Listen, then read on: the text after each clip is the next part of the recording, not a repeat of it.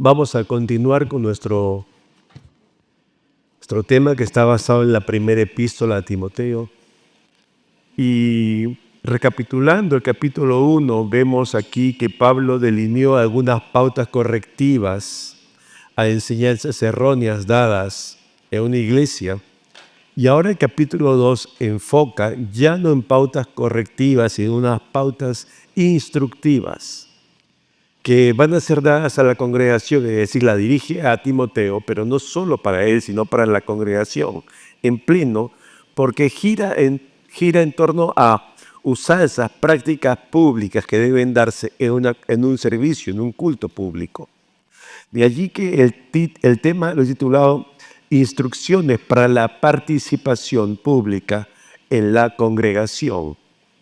Instrucciones para la participación pública en la congregación. Quiero compartir contigo 3 puntos y el primero de ellos es el siguiente: la oración como práctica congregacional. La oración como práctica congregacional, del verso 1 al 7. El apóstol Pablo inicia con una exhortación, que una exhortación es un requerimiento, es una pretensión, es una demanda, diríamos coloquialmente, es una solicitud, ¿verdad? Es decir, no es un mandato. Es algo que se plantea de forma tal que quien lo recibe lo pueda llevar adelante, lo pueda llevar a la práctica. Y en este caso, ¿qué es lo que le plantea el apóstol Pablo a Timoteo? Lo lleva a un hacer. ¿Qué hacer? ¿Qué es lo que le pide? Orar. Le está pidiendo, hay que orar, Timoteo. No solamente de manera personal, sino también como iglesia. Muchas veces se nos puede hacer fácil el orar y otras veces muy difícil. Yo no sé cuán acostumbrados estamos nosotros a orar. Si yo te pregunto, ¿tú oras? ¿Qué me dirás? Sí, me despierto y le doy gracias al Señor por el nuevo día. Entonces te lavas, te bañas, haces tu cama y arrancas, ¿verdad? Tal vez es el plato de almuerzo al mediodía, que no tiene que ver si es un suculento potaje o algo básico, si es el mismo plato de ayer, ¿no? Si lo compraste donde fuere, no importa. Tú ves un alimento y dices, gracias a Dios por los alimentos. Y luego dices, bueno, tengo unos pedidos, sección pedidos, y entonces oras por algunas intenciones que tienes en tu corazón a Dios.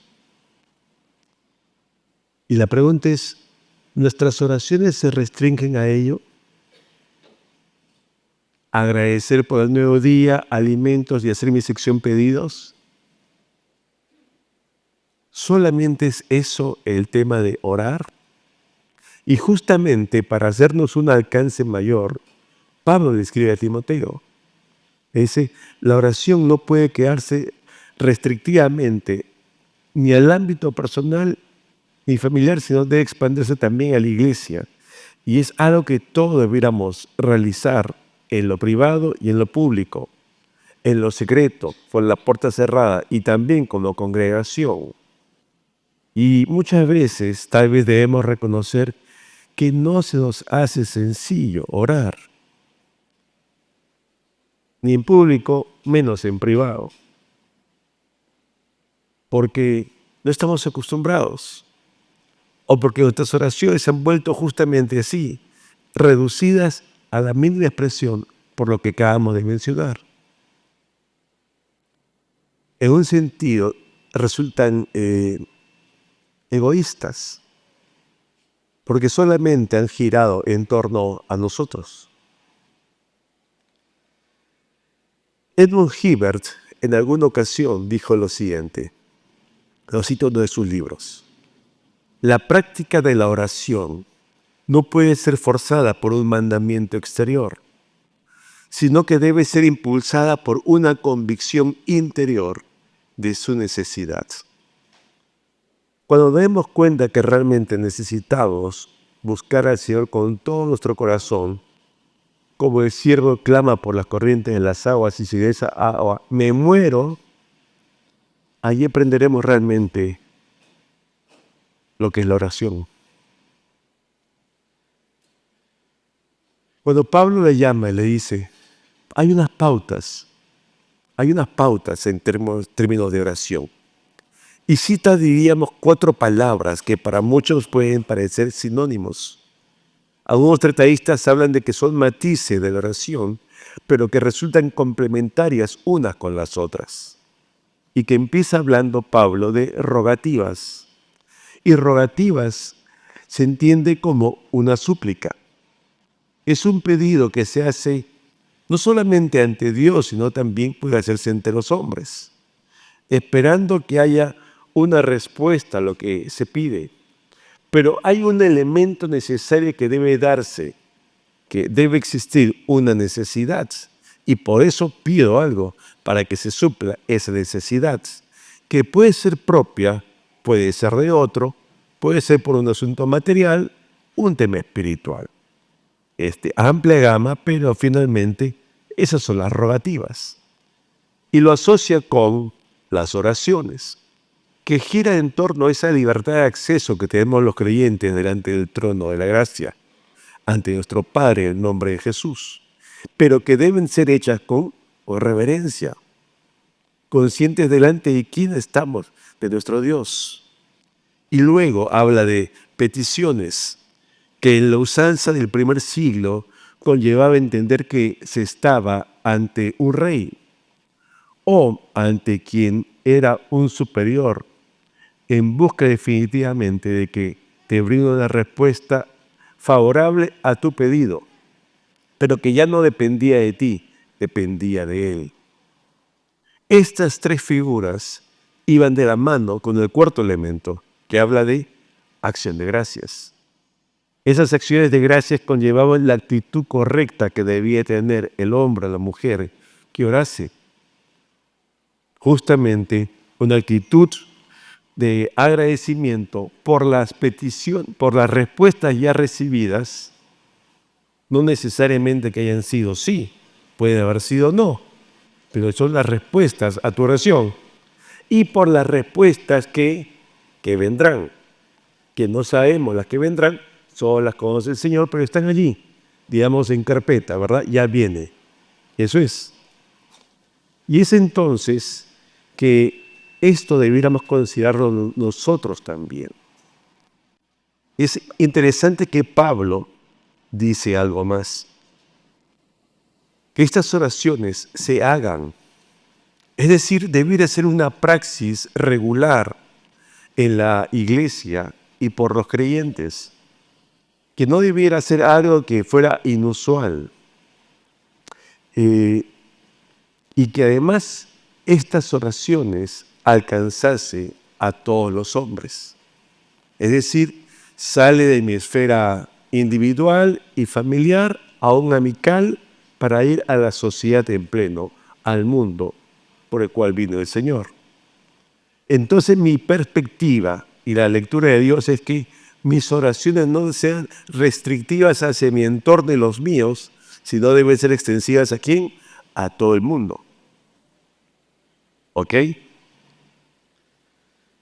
Un libro me llamó la atención que en este punto decía, y cuando oremos por todos, ¿consideras a tus enemigos?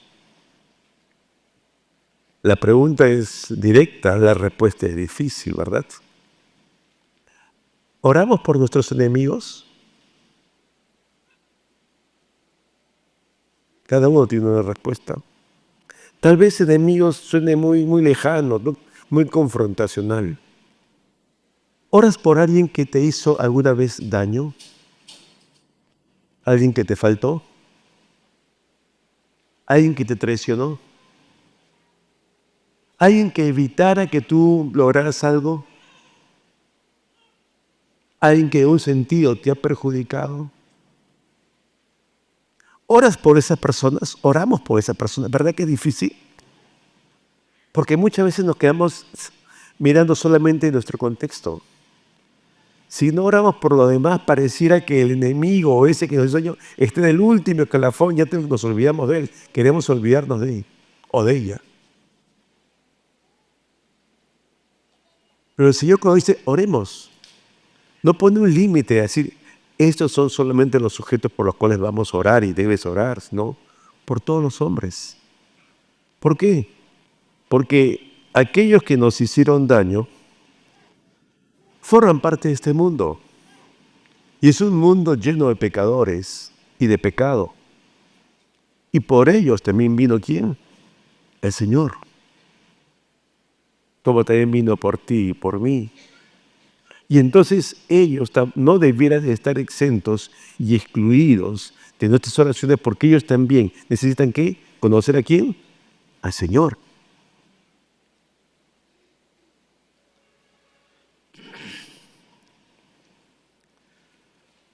Pablo ahora aquí también nos llama a orar por nuestras autoridades. ¿Por qué? Porque las decisiones que adoptan las autoridades nos alcanzan, ¿verdad? Nos alcanzan. Generalmente, si vamos al culto de oración, presencial o virtual, oramos por una sección, las autoridades, ¿verdad? Presidente, congresistas, ministros, el jefe de gabinete, etc. Pero no debiéramos, interesante, quedarnos allí en el aspecto macro, los plenipotenciarios, las máximas autoridades. ¿Sabe por qué? Porque está bien hacer ello, pero orar por otros que están en otras instancias de la administración. Porque los que muchas veces ejecutan decisiones a un nivel muy cercano a nosotros, no es el presidente, ¿no es cierto? No es el congresista, son otros. Por ejemplo, tal vez has visto un noticiero o tú has sido testigo. Estás pasando por la calle y tú ves ahí al serenazgo que le quiere quitar las paltas del coche que está en la vereda y le dice, aquí no puedes vender paltas, ¿verdad? ¿Sí o no? Eso, ¿viene el presidente a quitarle las paltas? No, ¿quién viene? Serenazgo. ¿Serenazgo por qué lo hace? Por una ordenanza municipal. Es otro nivel de gestión. O al fuera del distrito. Entonces, las decisiones de nuestros gobernantes, cual fuera el nivel, ¿qué pasa? Nos alcanzan. Hace unos días leía uno de los grupos que tengo, de amigos, me alcanzaron una decisión del Tribunal Constitucional por el cual declaraba infundada en parte una ordenanza de la Municipalidad de Miraflores. Me llamó la atención porque es el distrito donde estamos. Y más allá de los hechos, tenía que ver eso, porque había delimitado ordenanzas que tienen que ver con el quehacer nuestro, del día a día. El miércoles último, reciente, gracias al Señor, se nos aprobó por la municipalidad el certificado ITSE, que todos los locales públicos debemos tener, ¿verdad? Y que es renovado cada 2 años. La cafetería también, el jueves fue renovado su certificado, gracias al Señor. ¿Pues no te imaginas que no hubiera sido renovado? Entonces las decisiones, digamos, a un rango menor de administración, nos afectan. Y es por eso que hay que también orar por ellos. ¿Te das cuenta? Entonces, no solamente por los que están en las más altas autoridades esferas de gobierno, sino también a otro nivel. Yo estoy esperando, por ejemplo, que llegue el recibo de autoavalúo, ¿no? Siempre, primer mes del año, a ver si subieron los árbitros. Espero que no. Pero si ellos deciden, ¿a quién afectan? A todo el vecindario. Sí, es así o no es así. Claro que es así. ¿Te das cuenta? Las decisiones de las autoridades nos alcanzan. Y entonces hay que orar por todos ellos. Porque Dios no es ajeno a lo que acontece aquí, como dijo Salomón, debajo del sol. Dios sabe perfectamente lo que pasa aquí en la tierra. Dios sabe lo que te pasa a ti y me pasa a mí, ¿no? Daniel en una ocasión le dijo a Nabucodonosor, hablando de Dios, Él muda los tiempos y las edades. Y hablando de Dios, Él es quien quita reyes y pone reyes. Cuando cita el apóstol Pablo en Romanos, dice, sométase toda autoridad toda persona a las autoridades superiores, porque no hay autoridad sino de parte de ¿quién? De Dios. Y las que hay por Dios han sido establecidas. Está bien. Y recordemos el contexto, primer siglo, ¿no?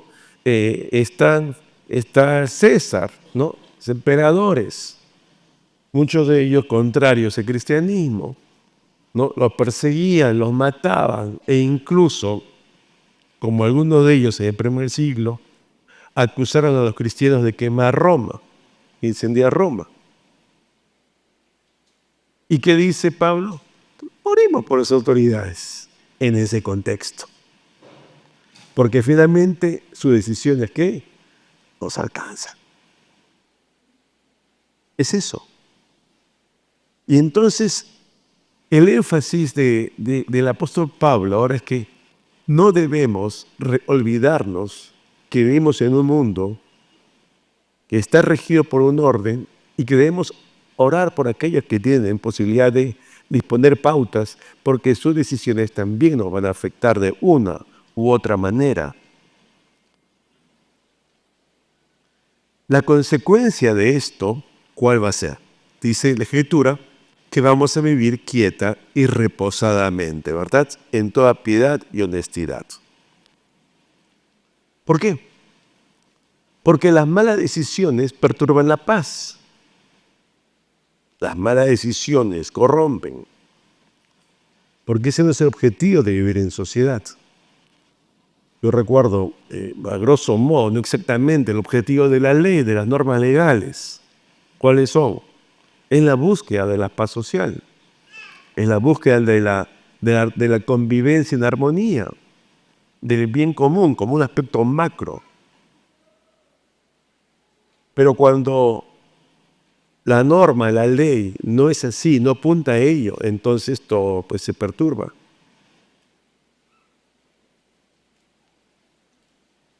¿Y sabes lo que dice la Escritura? Que cuando oramos así a Dios, eso nos alivia con Dios. Cuando oramos por nuestras autoridades. Porque dice, esto es bueno y agradable delante de Dios nuestro Salvador. ¿Qué cosa es bueno y agradable delante de Dios tu Salvador? Que oremos por nuestras autoridades. Al finalizar el culto anterior, viene un hermano y me dice, hay un hermano que ha salido hablando que usted habla de mucho de política. Pero esto, ¿acaso qué dice el texto? No estoy hablando de otra cosa diferente de lo que dice, sino ¿saben qué? Hay que aprender a contextualizar nuestra realidad. Yo no vivo en el siglo I, no vivo en Israel. Vivimos aquí, en este país, en esta ciudad, en este distrito, en este tiempo. Tenemos que recordar eso y dejar de lado la verdad escritural. Orar así también conlleva ir hacia sus propósitos. Que todos los hombres sean salvos y vengan al conocimiento de la verdad. Que todos vengan al conocimiento de la verdad. Que dice este pasaje en el verso 6, el cual, hablando de nuestro Señor Jesucristo, se dio rescate por todos. ¿De qué hablaba en contexto? De esa universalidad de su expiación, que no fue por un número limitado de hombres. Pero el énfasis finalmente era que todos los hombres, y por eso este contexto de todos los hombres, motivo de oración, puedan también llegar al conocimiento de la verdad, al conocimiento del Evangelio, al conocimiento de las buenas nuevas, al conocimiento de la obra expiatoria y vicaria, sustitutoria de Jesús en la cruz, por ti y por mí. ¿Por qué? Porque un estado de paz facilita incluso la promoción, la difusión, la extensión del reino. No quiere decir que cuando haya persecución no lo va a hacer, recordemos Hechos. Pero no tenemos que esperar que haya una persecución para hacer evangelismo. O tenemos que esperar que haya una persecución para pensar en misiones, ¿verdad? Más bien en los tiempos de paz es que podemos ser más diligentes en llevar a cabo y adelante ello. A eso apunta. Hay un segundo aspecto que nos habla respecto de las prácticas de la iglesia y es requisitos durante la oración congregacional. Algunos requisitos. Versos 8 y 9. Así como al inicio del capítulo primero, el Señor dispuso, mira Timoteo, detén, ¿no?, esta enseñanza. Esto no debe continuar, esto hay que detener, no deben hacer esto. Eso varía ahora al inicio de este capítulo 2. ¿Y qué dice? Quiero pues. Está diciendo, esto sí quiero que hagan. En esto deben esforzarse. Este debe ser el foco. Esto sí es bueno. O sea, esto era no, esto sí. ¿Qué sí? ¿Y qué es lo que sigue en tu texto? Abre tu Biblia. Que los hombres oren. Ahora, aquí cuando habla de los hombres, sí habla del género masculino, varones. No habla de mujeres. Hay un distingo en adelante porque esta sección habla de los varones, como después va a hablar de las mujeres, individualizando cada uno, ¿ok? Que oren. Son los llamados a esta práctica pública en los servicios, en los cultos públicos, a orar públicamente. Vamos a explicar por qué las razones más adelante, ¿ya? Pero dice que no debe estar restringido ello al templo, sino también que oren en todo lugar y donde converjan pues los creyentes para orar. Ahora, hay lo que se llama en derecho los vacíos legales o los silencios administrativos, que también hay otro término. ¿Qué es lo que no dice? No dice que las mujeres no oren nunca, ¿no es cierto? O sea, si los hombres deben orar, ¿no?, aquí no está diciendo en alguna medida que las mujeres no deben orar nunca, sino que tienen su momento, su espacio. Ojo, eso dejo para después, como un alcance. Pero hay una forma en que se debe de orar. Y dice aquí, levantando manos santas. ¿Ok? En la antigüedad, cuando alguien levantaba algo, ¿no?, y en este caso son las manos, era un acto de adoración, ¿no? Y era un acto para bendecir, en este caso era Dios. Y era considerado así también por los judíos, como por la iglesia pristina, la iglesia primitiva del siglo I. Así fue adoptado. Pero más importante que la posición física era la actitud, la conducta, el carácter, la vida interior de quien iba a orar públicamente. De quien iba a orar públicamente. O sea, no solamente era que, bueno, como solamente los hombres vamos a orar, yo oro. No, pero hay requisitos. ¿Levantar manos qué? Santas. Ok, no solamente levantar manos. O sea, que si alguien quiere levantar manos cuando cantamos, bienvenido, nunca hemos restringido eso. Tal vez no seamos una iglesia que levanta mucho las manos, pero si quieres hacerlo con libertad. Pero tienen que ser manos ¿qué? Santas. Ojo. ¿Y qué son manos santas? Manos, vidas, sin pecado. A eso se refería aquí en el texto. Sin obras de inmundicia. Que esté mal, que esté en una mala relación con Dios. ¿Cómo voy a atreverme a dirigir una oración congregacional, dirigir al congregacional de Dios si estoy mal? Si no estoy en comunión con Dios.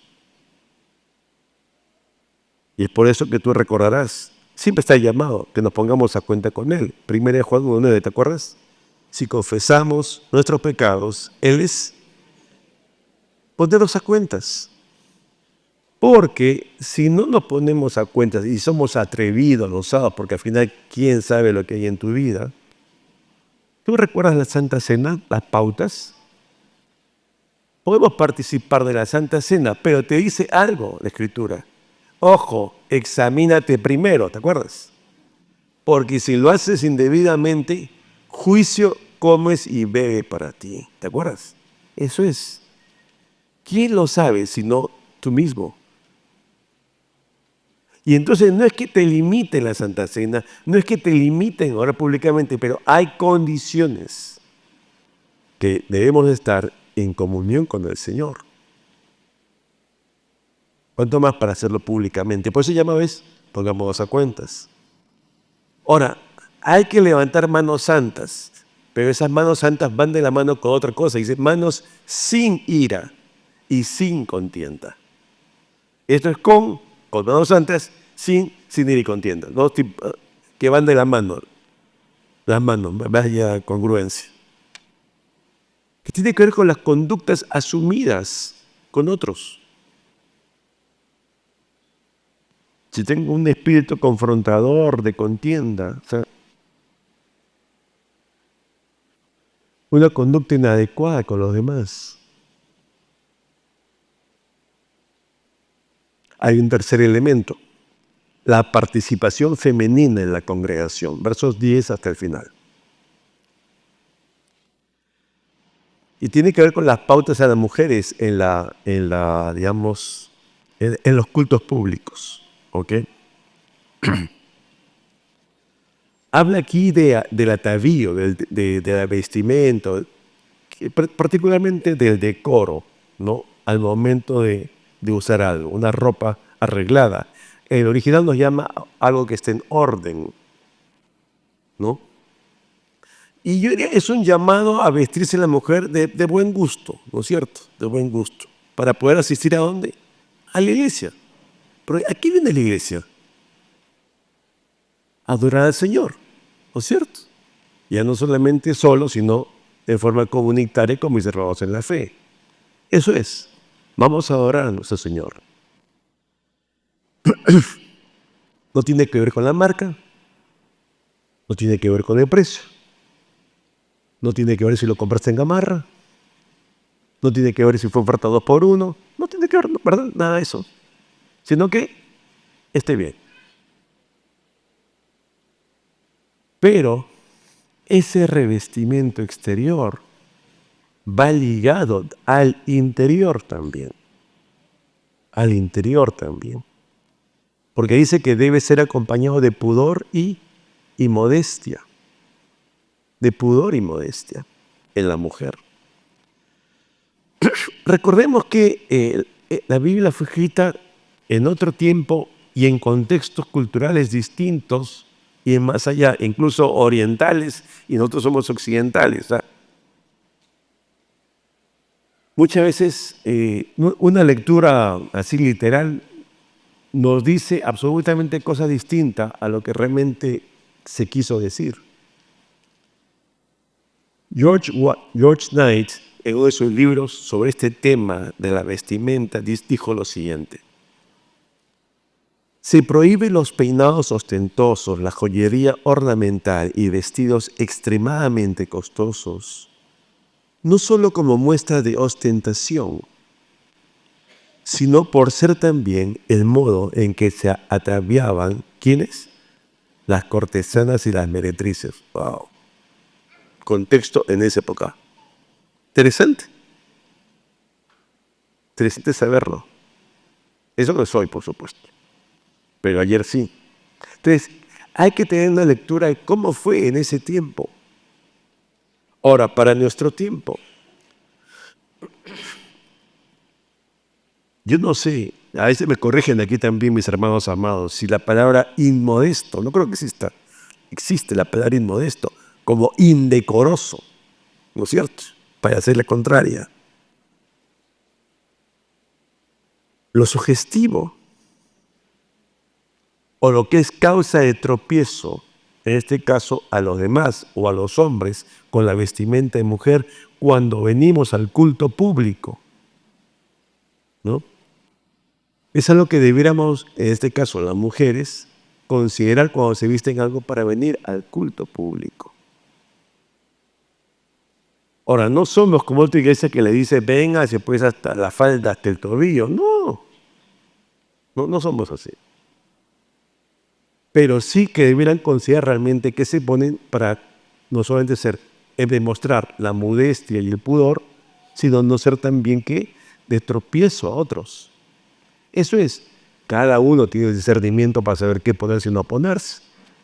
Ya está, ¿no es cierto? Ahora no es que vengan con mis chanclas, pues no, ya está.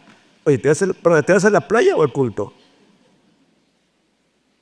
No, porque ha habido casos, hermano. Yo recuerdo, yo me estoy poniendo viejo, pero no tanto. Yo me acuerdo que decía, ese pareciera que te hace la playa, domingos en verano.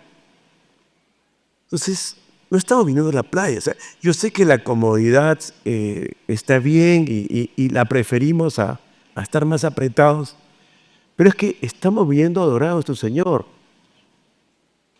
No te pido que vengas con... Mira, a ver, esto no lo he dicho en los cultos anteriores.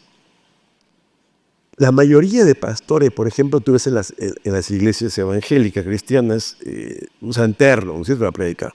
Nosotros creo que hace 20 años que no predicamos con terno ni con corbata. Imagínate.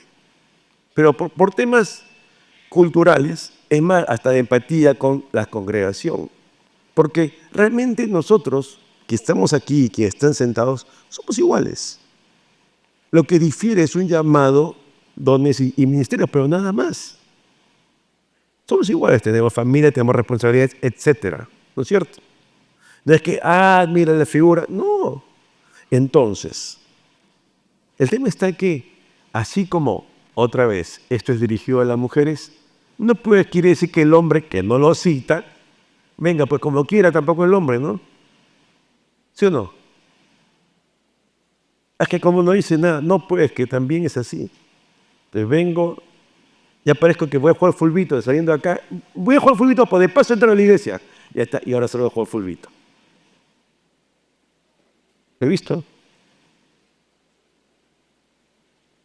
Entonces, no es pues, démonos cuenta a qué venimos a la iglesia del Señor. Consideremos eso. Quien quiere deshacerse de sus chanclas, allá afuera viene la cajita de bazar del amor. Y ya para la próxima viene renovado. Pero consideremos no por el resto, sino la actitud que debemos tener cada uno delante del Señor cuando venimos a adorar como iglesia, como colectivo, como congregación, como pueblo de Dios, que venimos a adorar a nuestro Dios. Eso es lo principal, no lo olvidemos. No lo olvidemos. En cuanto a la participación de las mujeres en los cultos públicos, hay un mandato que al final, una restricción y dos razones para la restricción en esta actividad pública. Que generalmente ahí dice, hoy otra vez singulariza el término mujer, o sea, a diferencia del varón, ¿no? Dice que ella aprende en silencio, porque debe reconocer la autoridad que Dios ha delegado en el marido sobre la mujer, ¿no? Y en lugar de buscar presidir o estar delante de una congregación, no ministrando, debe enfocarse en aprender y en crecer espiritualmente. Por eso ahí dice, no permito a la mujer enseñar ni ejercer dominio sobre el hombre. En principio hay varios, voy a citar uno por tiempo, 1 Corintios 11, pero quiero que sepáis que Cristo es la cabeza de todo varón y el varón es la cabeza de la mujer y Dios es la cabeza de Cristo. Ok, un tema de sujeción, de orden, etc. No me parece. Bueno, quiero darte un comparativo de lo que citaban en el Imperio Babilónico, el Talmud babilónico. ¿Qué decía? Los hombres, cuando se acercaban a adorar, ¿no? Los hombres vinieron a aprender, las mujeres vinieron a oír. ¿Mm? Otra cultura, un imperio distinto, otras realidades. Pero es parte de la historia y es parte de las culturas y cómo se lleva adelante también diversas situaciones. ¿Sabes? No es lo nuestro, pero las restricciones a la mujer aquí básicamente se perfila a la enseñanza pública en la congregación en un púlpito. No existen pastoras, las mujeres no pueden predicar. Claro, y aquí quiero hacer un hincapié importante. Porque muchas veces hemos escuchado eso y estamos de acuerdo en que efectivamente está la pauta bíblica, pero se dice otra vez solamente la mitad de la verdad y no se dice completo. Y eso quiero precisarlo. A ver, quiero que tú me ayudes, por favor, porque tú eres creyente a través de tiempo, que has leído tu Biblia. La Biblia nos dice que el Espíritu Santo reparte dones espirituales, ¿verdad? ¿Sí? Sí. Como Él quiere, ¿no es cierto? ¿Sí o no? Me miran, sí, pues.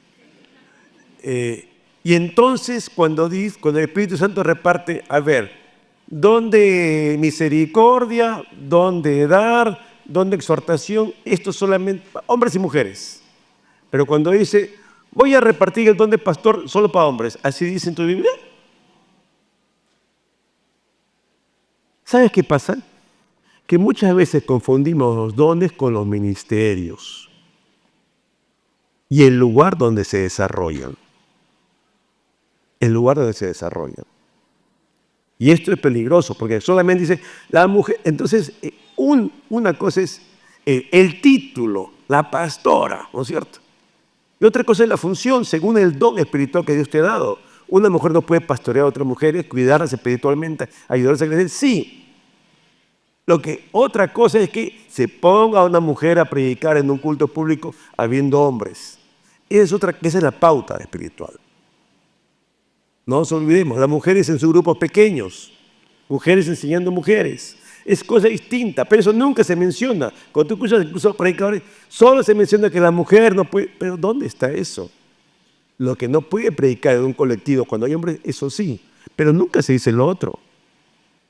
La Biblia no restringe que las mujeres tengan don de pastor como don para poder cuidar a gente, a otras mujeres. O lo dice, si alguien me dice que sí está, me dice por favor y me corrijo.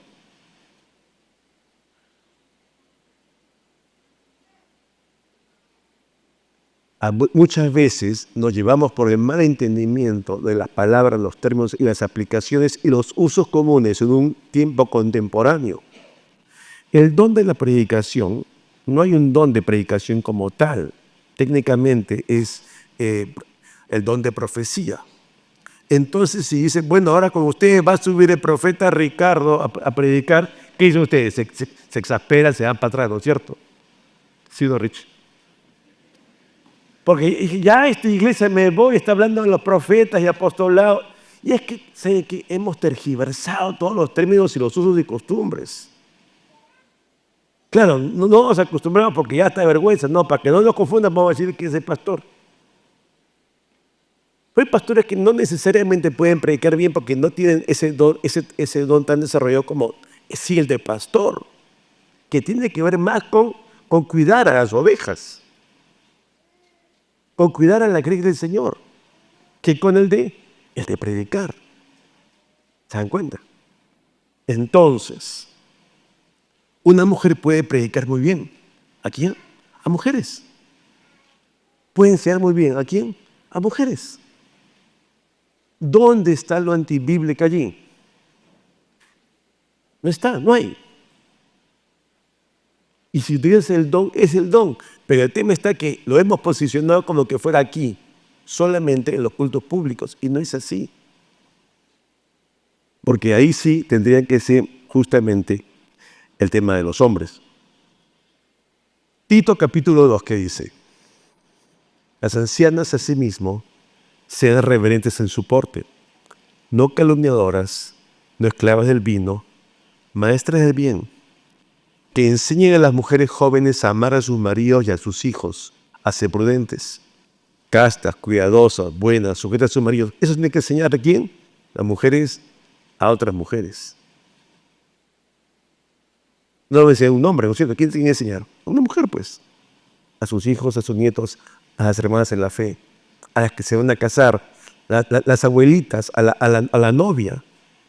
Es parte de lo que apuntamos también en la congregación, esos ministerios transversales. ¿No? Para que las chicas nuevas que se van a casar aprendan cómo es justamente un matrimonio y no encontrarse la sorpresa allá del matrimonio. Tienen que aprender ellos. En cierta ocasión, Apolo estaba predicando, Hechos capítulo 18. Y comenzó Apolo, dice, a hablar con denuedo en la sinagoga, pero cuando lo oyeron, ¿quiénes? Priscila y Aquila, los dos, el matrimonio. Le tomaron aparte y le expusieron más extremadamente. Le tomaron los dos y le expusieron los dos, más exactamente, ¿qué? El camino de Dios. No es un culto público, no es no es en un púlpito, no, vamos como patrimonio, vamos a darte las pautas correctas, porque mira, está bien lo que ha dicho, pero te falta esto de acá, te corregimos esto de acá, como matrimonio. ¿Qué problema hay? porque es tema privado, cerrado, no es público, es una congregación delante como aquí. Filipenses 4. Ruego a Bodia y a Sinque que sean de un mismo sentir en el Señor. Perdón. Asimismo te ruego también a ti, compañero fiel, que ayudes a estas que combatieron juntamente conmigo en el Evangelio. ¿A quiénes combatieron conmigo? A Evodia y Sintique. ¿Compañeras de ministerio de quién? ¿De quién? De Pablo. Ahora, que le estaba llevando la lonchera. No debe haber sido un ministerio menor. ¿Qué problema hay que tengan un ministerio? Pero no es un tema aquí, puro congregacional. Y estén delante enseñando. Porque la pauta era esa era la restricción. Ahora, te pregunto, ¿nunca podrá predicar una mujer delante de la congregación? Pues la pauta es que no. Pero ¿pudiera haber una excepción? Yo creo que sí, por los tiempos de hoy. Porque muchas veces nosotros pensamos que una iglesia es como esto, lo que nosotros vivimos, mundo occidental.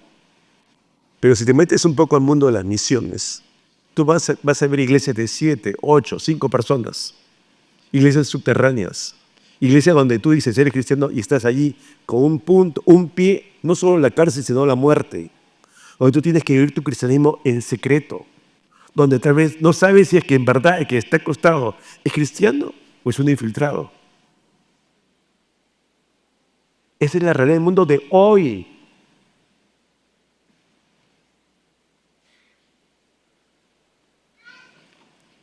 Tenemos un ministerio que nos apoya, que es el ministerio de crossover, que ellos ven justamente las iglesias perseguidas.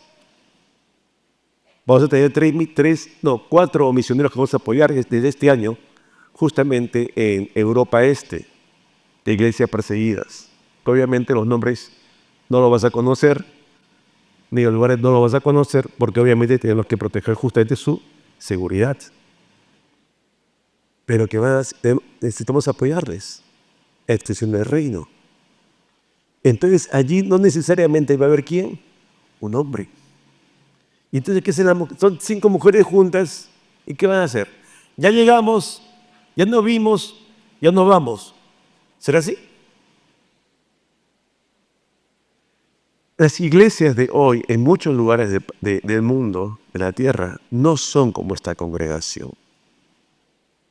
Y son iglesias. Porque son 7 personas, ¿no es iglesia? ¿Eso quién lo define? ¿Lo defines tú? ¿Lo defino yo?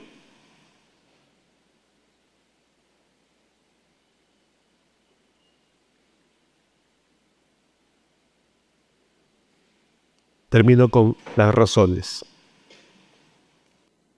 Las razones están allí, versos 13 y 14, de la restricción. Y dice así: porque Adán fue formado primero y después Eva. Y Adán no fue engañado, sino que la mujer, siendo engañada, incurrió ¿en qué? En transgresión. Las razones, primero, el orden de la creación, ¿no? Ambos, Adán y Eva, son el modelo de hombre-mujer, a donde dice el arquetipo, ¿no? El original, el ideal. Pero recordemos también, leamos nuestra Biblia, Eva fue creada después. Eva fue creada a causa del hombre. Le haré ayuda idónea. ¿A quién? A él. ¿Ayuda en qué? En el trabajo que le había delegado a él, Dios.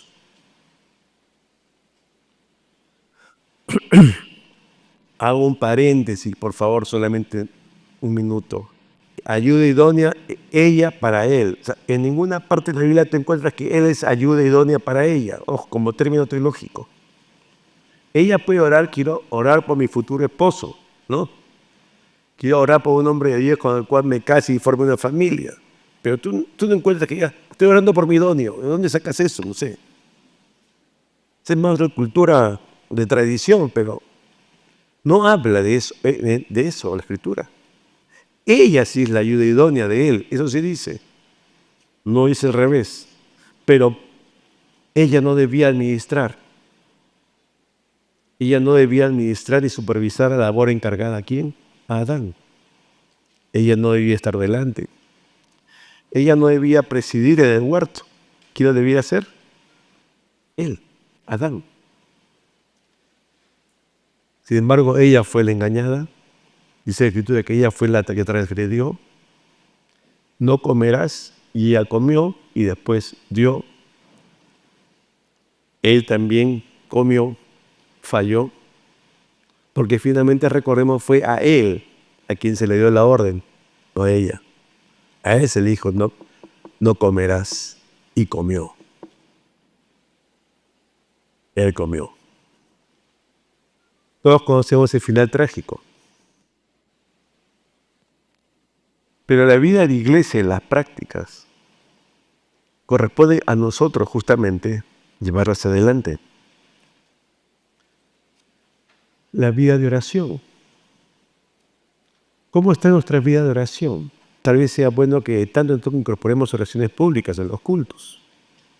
Pero ¿qué es de nuestras vidas de oraciones privadas?